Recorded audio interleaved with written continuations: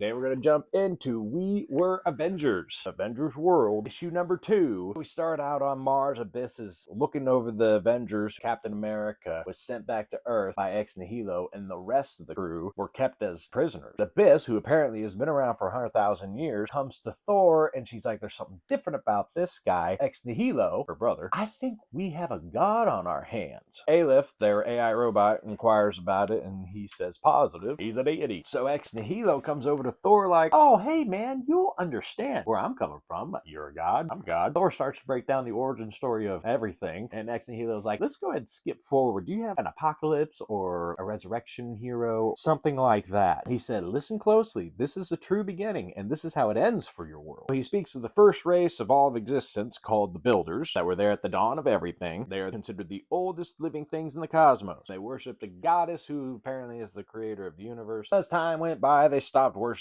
the goddess. They went out, watch evolution, help it occur. They called themselves gardeners. That is what Aleph is, the little AI robot they have here. As Aleph went around just destroying all of these worlds he deemed needed to be destroyed, comes across this one where he was happy with the way evolution was taking place. He was provided 2 eggs, finally allows them to be hatched. We have Ex Nihilo and Abyss. And from that day forward, whenever we hear the call of the living wild world, we either break it or attempt to transform the base species into magnificent, more transcendent creatures. I could just do that to your world right now. It would be good for your world. It'd be good for you. All I want to do is save you people. So then we go back in time, back to Tony and Steve talking about the contingency plan and gathering these team of Avengers that Captain America ended up with at the end of the last issue. We got Captain Universe, Smasher, Hyperion. They're looking into for the big hitters. They mentioned Luke Cage. Tony says he wasn't interested. What about Doctor Strange? He's busy. Fast forward to now, time to assemble the team. Tony and Steve go around and recruit the Avengers. Wolverine, Spider-Man, Falcon, pure of heart, just like Captain America, says, yeah, I'll just do it because Steve's asking. They recruit Shang-Chi, Cannonball, and Sunspot. They get Manifold, very important, Spider-Woman, Captain Marvel. You come to the current time, and Ex Nihilo has sent a bomb to Earth,